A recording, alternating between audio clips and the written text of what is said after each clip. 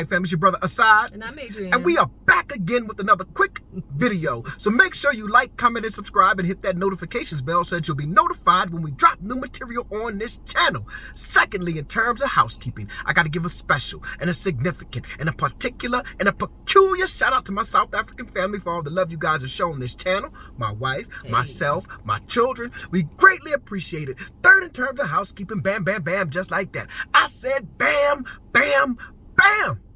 Just like that. We got to give a special and a significant and a particular and a peculiar shout out to the rest of the family, to the UK family, to the Jamaica family, to the, somewhere in the Caribbean family. The brother shouted me out. So the Caribbean family, the Texas family, the Louisiana family, the New Orleans family, because that's two separate things.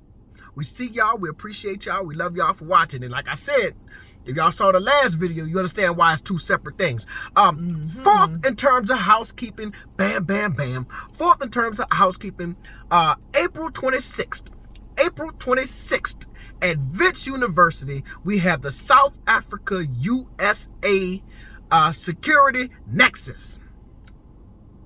The South Africa USA Security Nexus. It is free, open to the public, and we gonna have free food. So if you, free food always got me down. So if you know, if you're interested in policing and security, come through next Friday. Also, if y'all know anyone that's in security and policing, tell them to reach out to me. If you know a SAPS police officer, a SAPS police captain, or something like that, tell them to reach out to me. I'll leave my email in the description. Fifth, in terms of housekeeping, bam, bam, bam. Fifth, in terms of housekeeping, the Security Nexus is sponsored by the African Center for the Study of the United States. If you are interested in supporting the work that we do at the African Center for the Study of the United States, please, I will leave a donation link in the description. Whatever you can give, 5 Rand, 10 Rand, y'all know how I do, 50 Rand, F it, man. Let's not even discuss it, man. OMG. Man, y'all know Drake in the whole beef right now. Drake beefing with everybody. But anyway, if like I said before, this money don't go to me. Don't go in my pocket. It goes to support some of the programs that we're doing, like the Security Nexus and like the summer school program that we have coming up in June. In June, we got 20 HBCUs. Man, we had over 40 people, 40 HBCU students, historically black colleges and university students, sign up for the summer school program. Wait, are you going to accommodate all 40? No, we're doing 20. Oh, okay, okay. Move, you lose. You snooze, you lose, you know. So it's the first 20 who solidified? Well, no, we got a GPA requirement. Okay. So the GPA, as well as there are some individuals who didn't have an active passport. So, I mean, at this point in the game, it's too late for you to get, it's too late for you to get a passport. Yeah, so next year, re-sign up, and we got you. Holla. But yeah, support the work at the African Center for the Study of the United States. I'll leave a link in the sixth, in terms of housekeeping. we got a meetup coming up. I can tell you where it's gonna be. I just don't know the date. It's gonna be at Zuri Lounge or Zuri Restaurant. It's in Parkhurst. In Parkhurst, right? So I've been wanting folks to experience some like African American food. So there's a brother, he was on the channel a while back. He opened up a restaurant in Parkhurst that's kind of serving American style soul food. But again, I'm from New Orleans. We don't eat soul food. We eat New Orleans food. But I'm familiar with soul food, you know, with the other black people in America, you know. So I just don't know the date. I gotta coordinate the schedule. Be May? Probably May. Yeah, probably May. Maybe they can give us some suggestions. Maybe our people in the comments can give us some suggestions. Don't make it the 11th. What's happening on the 11th? I'm going hiking. Oh, okay. Yeah, it's usually on a Saturday, so you know we'll figure that out. It's the second Saturday.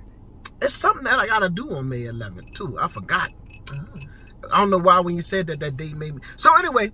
We just got back from the USA. The good old United Snakes of America. Boy, it was a hell of a trip. I mean, when I tell you I was in and out, bam, bam, bam, just like that. bam, bam, bam. Just like that. I arrived, we left on a Wednesday. Yeah, we left on a Wednesday, got there. Got to the States on Thursday. Yeah. Yeah, but we didn't get to New Orleans till Thursday night. Right. And I was on a plane on Tuesday. Friday, Saturday, Sunday. I mean, I was in and out. Hold on, let me get out of this sun. Hold on. Yeah, so we had to get that, we had to maneuver the vehicle. Why are we in the car? Because the cleanup lady is at the house. And we try to stay out of our way. You know, she got work to do. We don't want to be all in her, laying around. Right. You know, and You know, then, that's a holdover from how we were raised. well, that's You right. can't feel right with somebody cleaning up. So You're that's not cleaning up with them. facts. What? Matter of fact, you get up. Like a bad person. See, Saturday morning, when you hear them old Sam Cooke or somebody come on, everybody in the house up, wiping something, sweeping something, mopping something, cleaning the bathroom, and you doing it all. So yeah, and it's not even just Saturday though. Really, it's just any time. Well, look, one of these parents were cleaning. Oh, I wish you would be sitting around. Well, it depends. Like there's Saturday morning cleanup, and then there's like, you know, regular during the week maintenance. Yeah. But you know, oh man, I wish I had a little towel. When they say when your mama at night, when she done wash them dishes and she take that towel and she throw it over the center of the sink, that means the kitchen closed. Did your mama close the kitchen here in South Africa? The kitchen was closed. We used to mess around and sneak up and get up at night like, boy, look. My mama hear you in that kitchen after she done closed the kitchen. I got through washing them dishes. I just got You can't eat nothing after she closed the kitchen. Even if you drink something, they mad. Wash that dish. Wash the cup. Right. Oh man. Yeah, we gotta teach our children about kitchen clothes. You know, I tried. Yeah, they don't know nothing about the kitchen clothes. Right. So you be like nighttime, all of a sudden they're up and they want to eat. What? As soon as you tell them to go to bed, all of a sudden I'm thirsty. You've been sitting on the game for 2 hours. You wasn't thirsty then? No, you wasn't thirsty. But anyway, so yeah. The US of A. The USA, man. So I gotta tell you about this experience. Now let me give you some background. Just like we do here in South Africa, supporting black-owned restaurants, I did the same thing for years in New Orleans, right? We have a gang of smaller black. What I can say about South Africa's black-owned restaurants, they fire. They nice, big-size restaurants, and you know, they got an atmosphere about them. But a lot of the restaurants in New Orleans are real mom and popish. You know what I'm saying? 20-seater, 30-seater restaurants or whatever have you. So I did this in New Orleans, like. We didn't call it Rands and Black Hands, but what just say it was just a meetup, right? Yeah. We just meet, eat, pay our bill, and support black. Be intentional about where we spend our money, right? So I've been doing that for years, and I've been to most of the black-owned restaurants in New Orleans. They got some new ones now, and we're about to tell you that story. So that's my background. People know, like, all right, in New Orleans. If a sign coming through, he bring 30 people with him. It's a good deal or whatever. Okay, so we get there, and shout out to Brandy. Shout out to Brandy and her new husband. Yes. And her new husband. Beau. Right. So, and we actually went to school with him. We all went to the same university. So, we're meeting them. I guess this was Friday night, huh? Yeah, it was Friday night. Friday night. Yeah, we just the first real full day. Right. I'm excited. She said, oh, this is a new black-owned restaurant. This brother, she said his name. I don't want to slander the restaurant now because once you hear the story, I don't want to slander. So anyway, she said, this is a new restaurant, black-owned. Whoop to whoop, whoop to whoop. I said, damn, I'm about it. So we get there. The restaurant nice. It's giving me Johannesburg black-owned restaurant vibes. It's nice. It's got an outside seating. Now, we not used to outside seat. That's a post-COVID thing. Yeah, especially in New Orleans. Right. Mosquitoes, roaches, and all that stuff. New Orleans is really not conducive. Yeah, it's not conducive outside. No. Gunshots. No, it's a lot of things that can go wrong here. The weather too. And then it rained a lot. Here, the weather's kind of mild. There's no extremes. Exactly. New Orleans got extreme heat. It got extreme heat and extreme rain. Like Right. literally the day after we left, it flooded. No, she was still there because I left early. It flooded in New Orleans. My luck.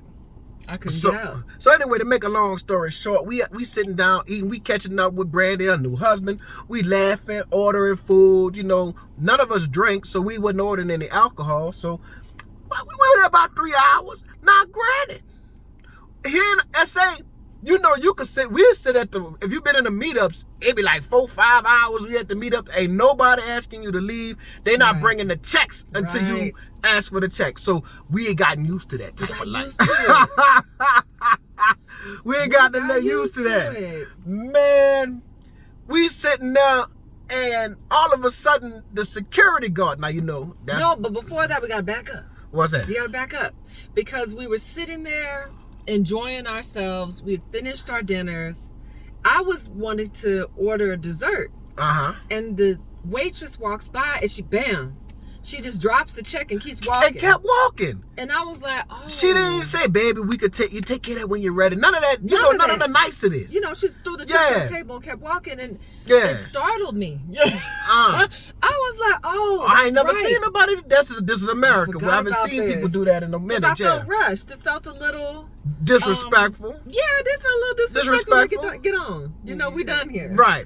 I was like, oh, I'm used to Josie. Like, they don't do that. They don't do that. It's a lot of respect. Yeah. So we had to pay that and open up another tab just to order dessert. to order extra But stuff, wait, exactly. when she brought the dessert, she dropped a second check. Right. I said, well, damn, we can't get 5 minutes. Now I want to be clear. It's not like this place is packed. No. It's got a few tables in there. Now it's not empty, but it's not like a line of people waiting, right? So then, out of nowhere, I'm doing like this here because he came over my shoulder. The security guard, and then most restaurants here don't have security guards. Yeah, you need a security With a gun guard on his hip. Yeah, but you need that. It's New Orleans.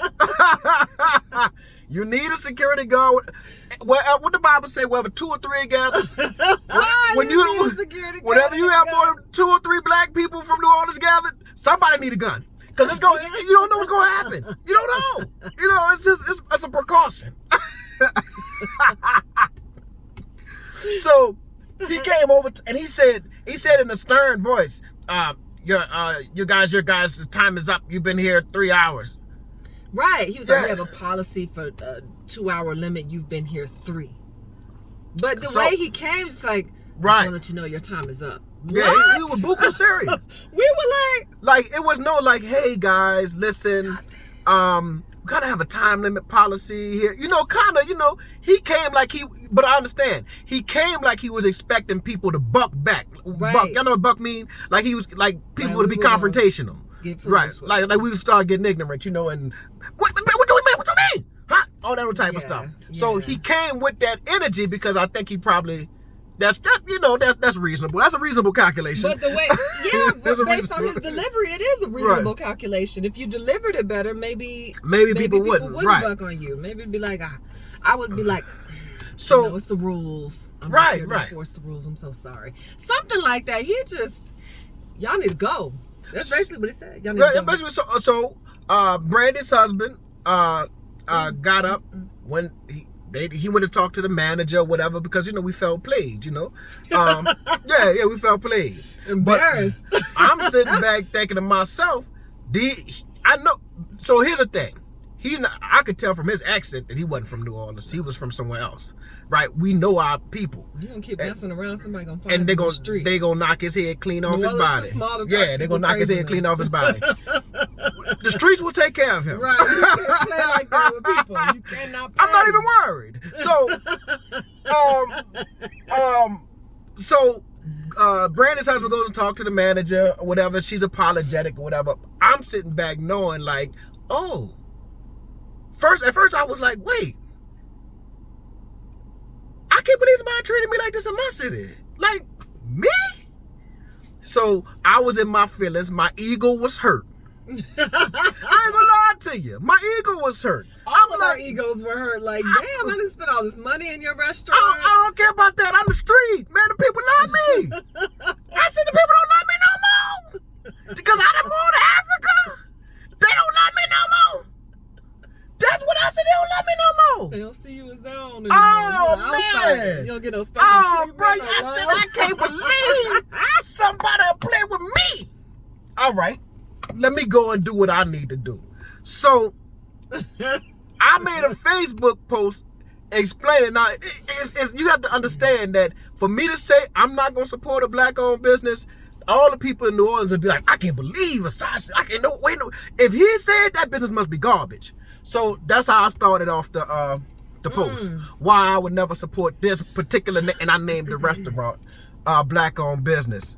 See, by the time I did that, I wrote up what happened.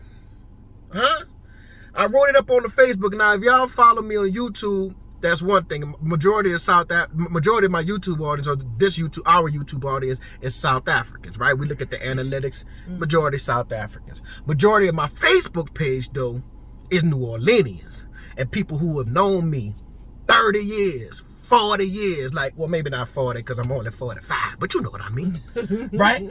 So it's a different audience, right? Different demographics. So I wrote that up, put it out there. Turned over there, see, yeah, I just made a Facebook post about it or whatever have you. See, by the time I woke up, because that's at night. By the time I woke up that Saturday morning, I got the general manager in my inbox. I got the owner mama. You hear what I said?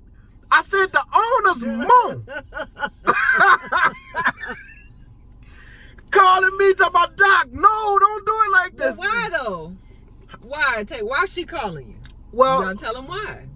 Let me tell you why she called me. She calling like, we need to rectify this, whoop, the general manager, we need to rectify this, Doc, look, you know, that's not how we do business, whoop. But the reason why the mama called me is because before she had this restaurant, well, she and her son actually owned a restaurant together. But before they had that, they had a smaller restaurant, right? And I brought about 50 people to her restaurant, just out supported her when she was trying to get off the ground, like trying to get into the restaurant business. So that's why she called. She was like, oh, no. Matter of fact, when I posted, like, yep, I'm about to get on the airplane to head back to Josie, safe travels, Doc. That offer stands for when you come back. For whenever you come back, they was like, whenever you come back, you eat free, you drink free. I was like, well, I don't come back too often. Well, if somebody come to New Orleans that you know, send them to the restaurant and tell them just to say your name and they gonna eat free and they gonna have a good time or whatever have you. I said, man, yeah. Go ahead. The manager that night should have said, no, y'all sit back there. She should have rectified it that night. That night, that's what was disappointing. It's just like, you don't tell somebody, oh yeah, when you come back you can eat free. Right. So you say, no, have a seat. Go sit back down. Get you something else that's on the house. Right. That was out of line or whatever. Right. Immediately. That's exactly. It never would have gotten to the posts and all of that if the manager would have handled that right. Would have handled it better. Right. And sometimes you don't know who you talking to. You see what I'm saying? Do you understand? Keith Lee came? Yeah. I ain't no Keith Lee. I'm just saying. What I'm saying, I ain't no Keith Lee. That's how they got blasted in Atlanta. Exactly. But the streets of that city, yeah. The people know me. And they love me. I really do believe that. Now, you got some haters. You gonna have a hater. What's our new one now, you know? Hater, cats marry hater women, have hater kids. You gonna have some haters, but the streets on top, for the most part, they love me in the city because I've been working on behalf of black folk since I was in my 20s. You know what I'm saying? So, anyway, yeah. So, I don't think they understood it. But here's the thing.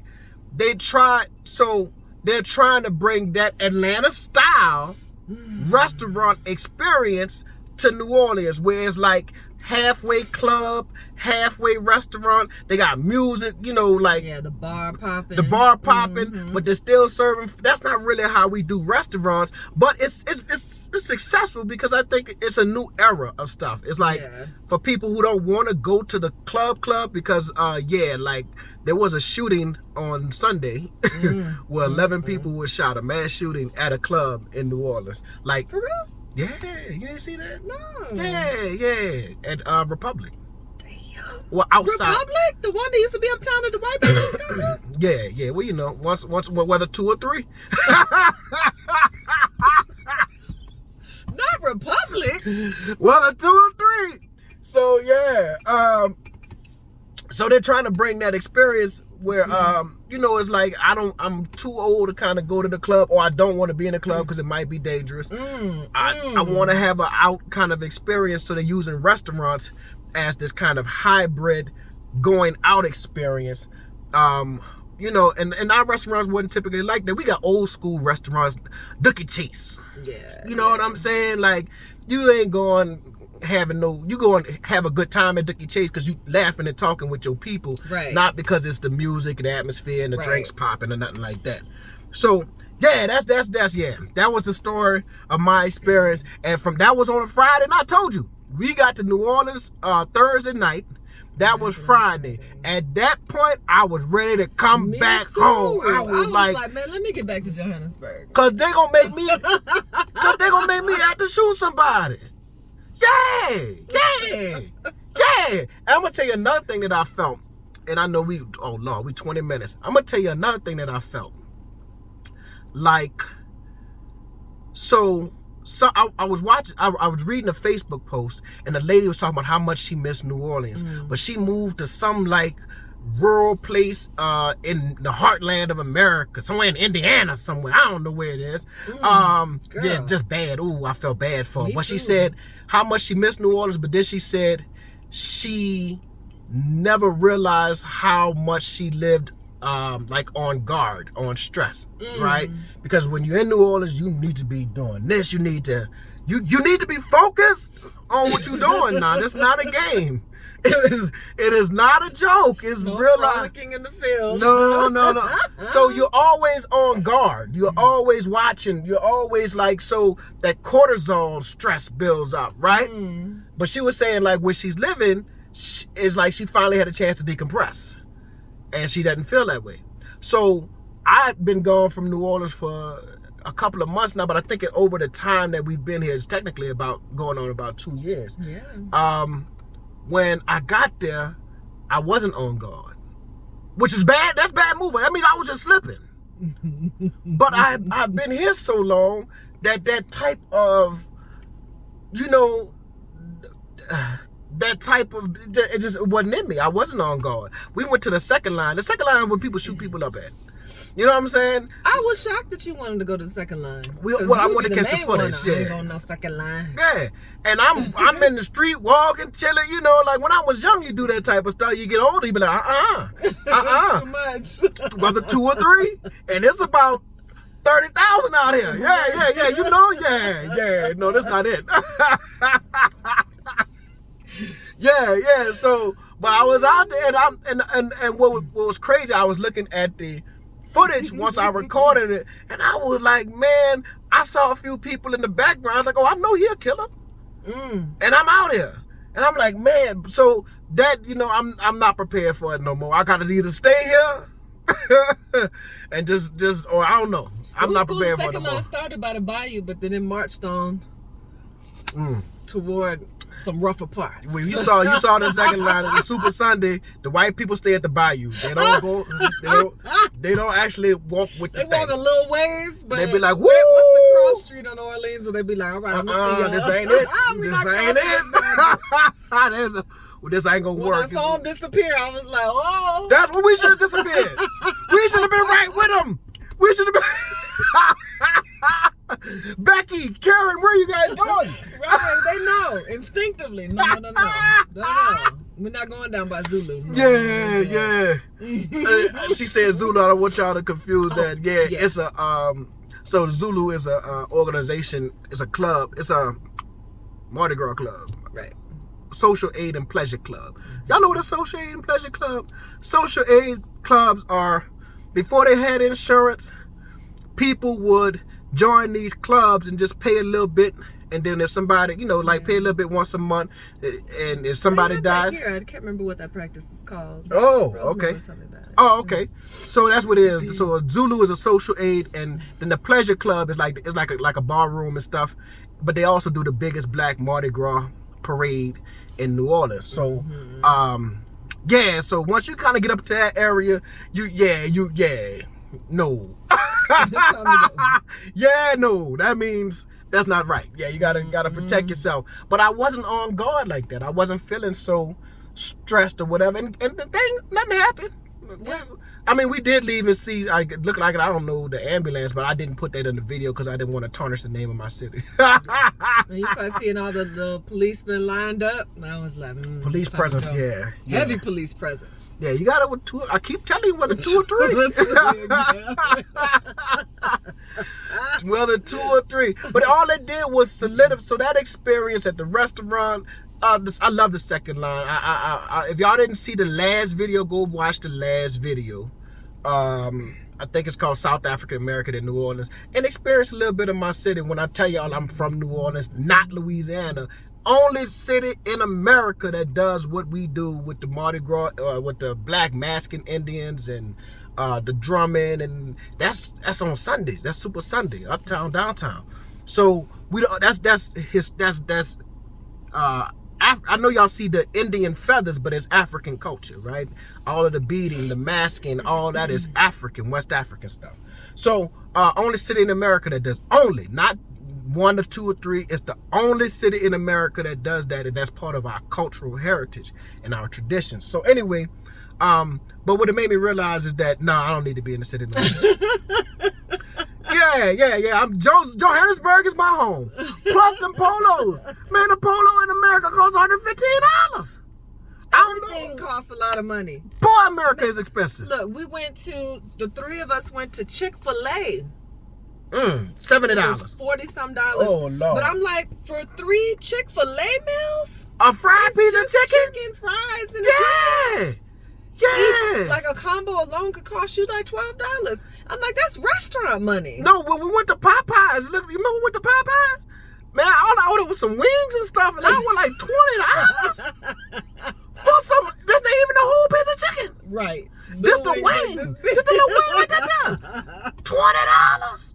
No. I need to get back. Yeah. America too expensive. I don't know how they do it. Around in the States, man. Yeah, I don't know how they doing it. Like, get out. I don't know how we were doing it, because I'm like, man, this is expensive. Yeah, everything is expensive. When I saw that shirt for $115, and I used to buy polo shirts, Ralph Lauren polo shirts for $85, and like I said in the video, catch them on sale for about, if you buy short sleeve shirts in the winter, yeah, you can catch them on sale for about $40. You know what I'm saying? And rack up, right? And if you buy long sleeve shirts in the summer, right. You catch them on sale. Right. Mm-hmm. So you can have a whole, but I was like 100. And the thing about it is I have that shirt in my closet. And I know I didn't pay $115 for it. Mm. So the same shirt that y'all made 3 years ago went from $80 to $115. No, America, you're out of control, Ralph Lauren. We need to have a conversation. But look, that's, oh my God, 30 minutes. All right, family. Make sure y'all check them links in the description. If you've been watching this long, you's a soldier. Indeed. Yes, Lord. So, all right, peace.